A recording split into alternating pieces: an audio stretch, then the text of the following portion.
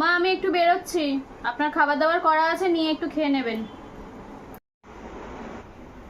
কোথায় যাচ্ছ বৌমা? আমার শরীরটা আজকে খুব খারাপ।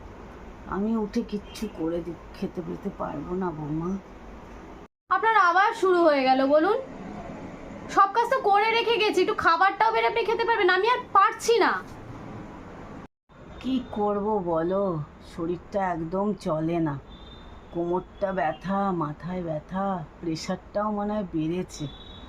খোকাকে বলো আমার ওষুধটা একটু আনতে। আপনার তো শরীর ভালো হওয়ার নামই নেয় না। ওষুধ কিনতে কিনতে কত টাকা খরচা হচ্ছে আপনি জানেন?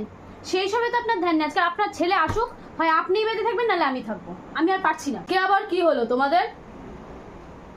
তোমাদের এই অশান্তি আমি আর নিতে পারছি না। তোমার মায়ের এই প্রত্যেক দিনের অসুস্থতা আমি নিতে পারছি না।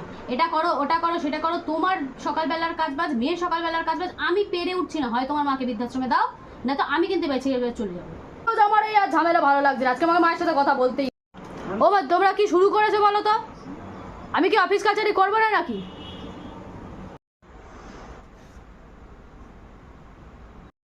আমি একটা কাজ করছি, তোমার জন্য একটা ভালো বৃদ্ধাশ্রম দেখছি, তুমি ওখানে গিয়ে থাকো। আমি বাইরে বাইরে কাজ করি, আমি আর ধরো ঝামেলা নিতে পারবো না। দেখ, তোরা যা ভালো বুঝিস, যা করবি করবি।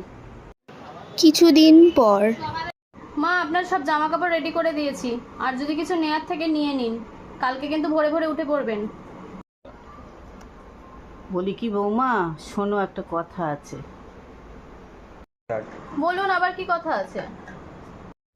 না, বলছিলাম আমার তো বয়স হয়েছে, আমি আর কটা দিন বাঁচবো বলো? আমি বলছিলাম যে আমার বাড়িতে আমিই থাকি, তোমরা একটা ঘর ভাড়া দেখে চলে যাও বরং। আমার সাথে যখন তোমাদের এত অসুবিধে হচ্ছে। কি কি বলছেনটা কি আপনি? আমরা এখন কোথায় যাব? না, আমার বাড়ি থেকে তুমি আমাকে চলে যেতে বলছো, সেটা তো সম্ভব নয়।